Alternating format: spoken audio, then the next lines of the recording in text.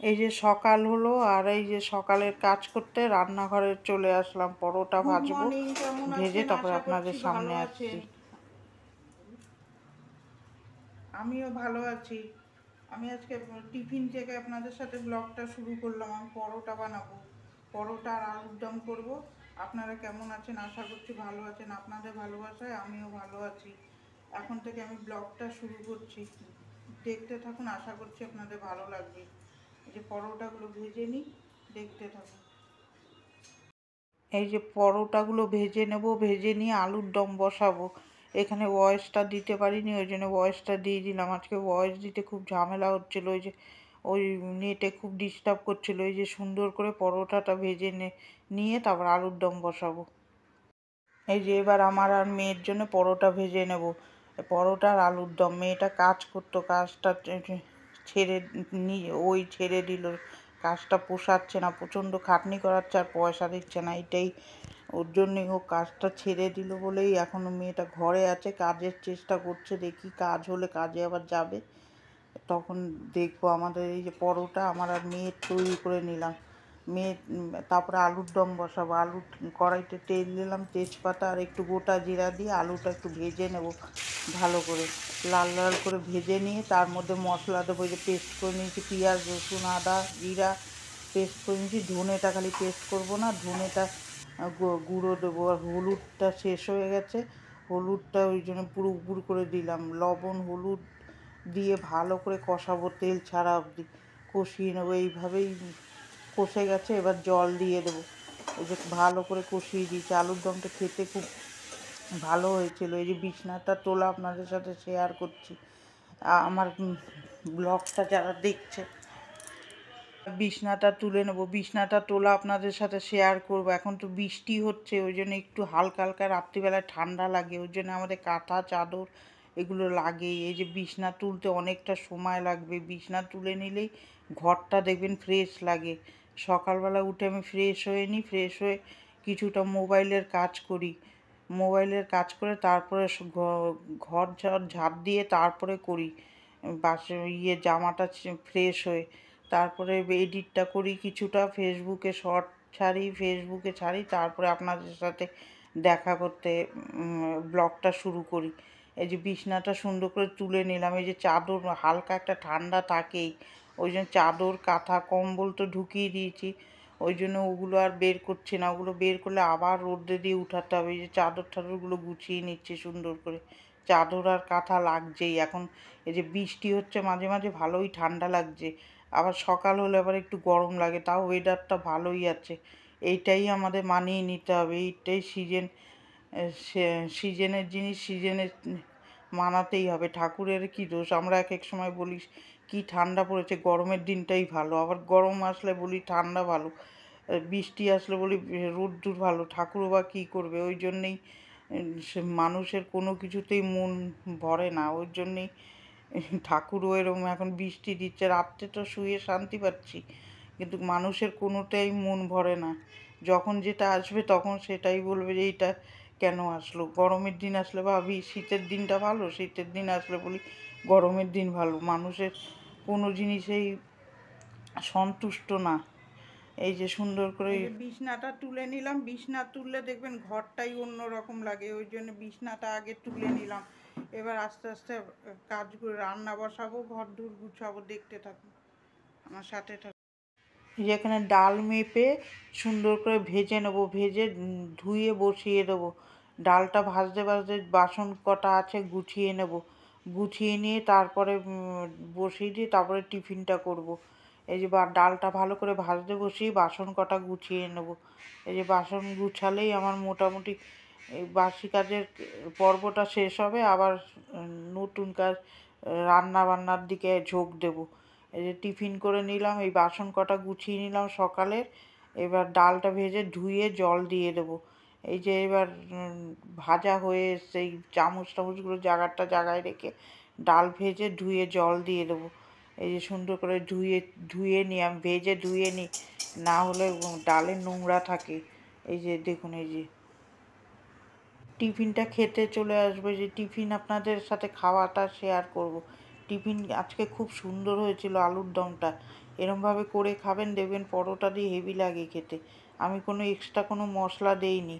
তারপরে এই যে এরকমভাবে দিয়ে নিলাম। তারপর চলে আসলাম রান্নার পর্বে। এইদিকে পটল ভাজা করব, ওইদিকে কুমড়ো শাক আর 5টা সবজি মিশিয়ে তরকারি করব। ওই যে কুমড়োটা দেবো না, যেহেতু কুমড়ো শাক করছি, সন্তান আর মা খায় না, ওর জন্যে ওই কুমড়োটা বাদ দিয়ে সব কিছু দেবো। সর্ষে বাটা দিয়ে এই কুমড়োর তরকারিটা খুব সুন্দর হবে। এইটা এইটা বসিয়ে দেবো এবার। এই যে ডাল ভাত পটল ভাজাটা হয়ে গেল, এবার কুমড়ো আলু দিয়ে সর্ষে বাটার তরকারি করবো, দেখতে থাকুন।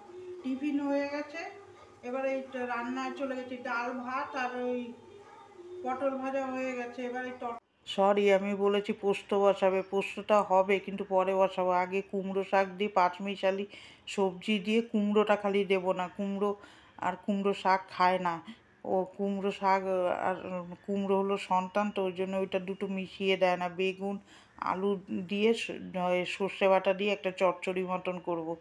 এটা খেতে খুব সুন্দর লাগে, খালি কুমড়োটা দিতে নেই। যেহেতু কুমড়ো শাক আছে ওই জন্যে এরকমভাবে তরকারিটা করে নেব। হলুদ লবণ দেবো, সর্ষাটা বেটে রেখেছি, লাস্টে নামানোর আগে দেবো।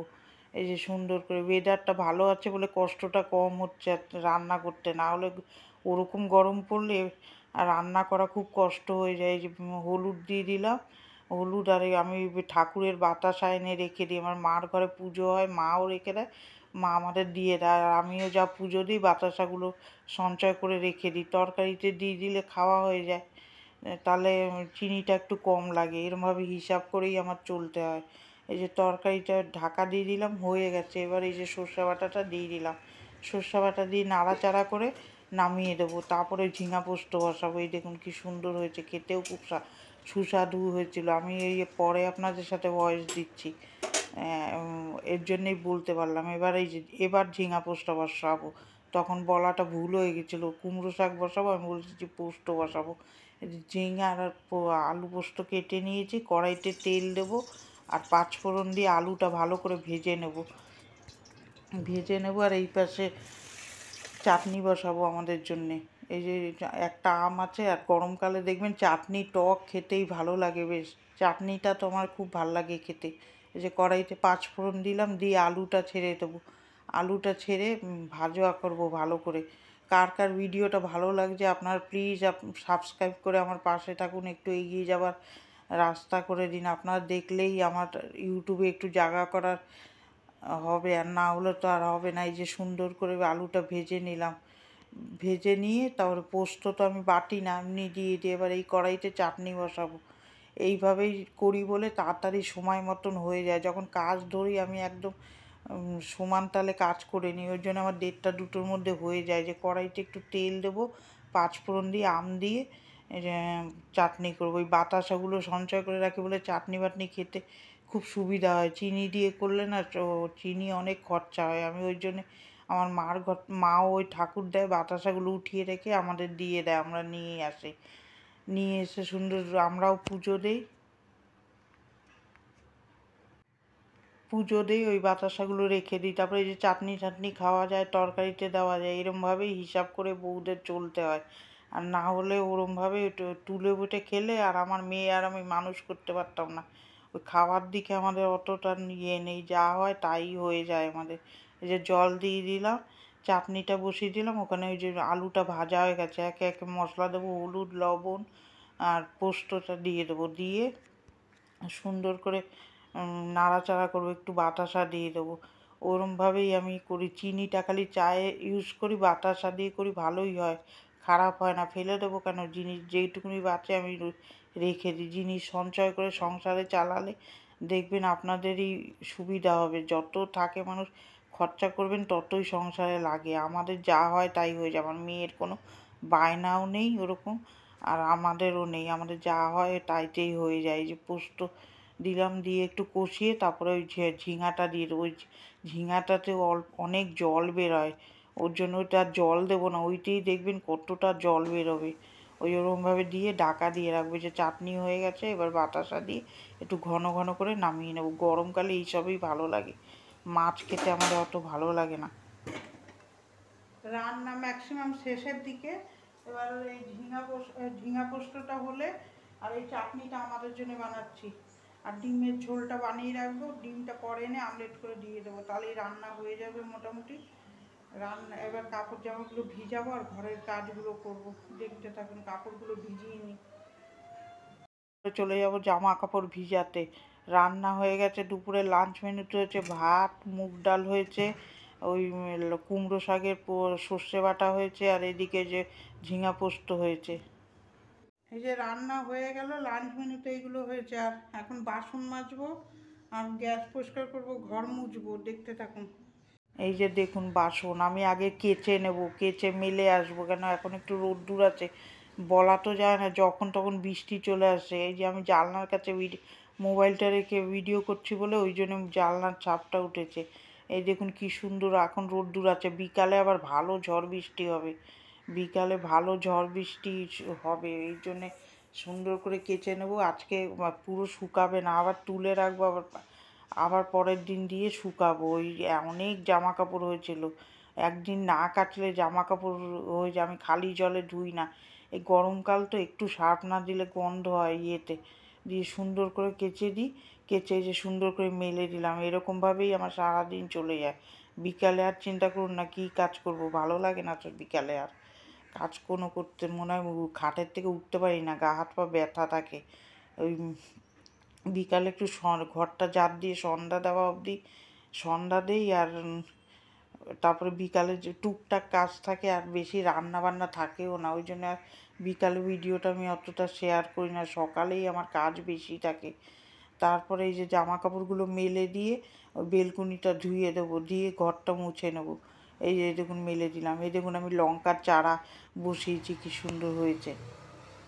এই যে জামা কাপড়গুলো কেটে মেলে দিয়ে আসলাম, এবার দেখলেন তো যে লঙ্কার চারা বেরিয়েছে, কি সুন্দর, লঙ্কা গাছগুলো অনেক হবে, লঙ্কা চারা লাগিয়েছিলাম, কি সুন্দর চারা হয়েছে, নিজে হাতে লাগিয়েছি চারাগুলো। আর জবা ফুল তো ফুটছেই, লঙ্কাও হবে সুন্দর, ওগুলো একটু বড় হোক, তারপরে টবে দিয়ে দেবো, অন্য টবে, দেখতে থাকুন। এবার বাসন মাজবো। এই যে সুন্দর করে মেলে ফেলে দিয়ে এসে যে বাসনগুলো মাজবো, দেখুন কত বাসন হয়েছে। লঙ্কার চারা বসিয়েছি, শুকনো লঙ্কা একটু মাটির মধ্যে দিয়ে রেখেছি, তাইতেই দেখুন কি সুন্দর কত লঙ্কা গাছ বেরিয়েছে। একটু বড় হোক, অন্য টবে দিয়ে দেবো। এরকমভাবে আমি গাছের খুব একটা যত্ন করতে পারি না, ওই জন্য এইভাবেই সুন্দর দেখুন জবা ফুল ফোটে কি সুন্দর।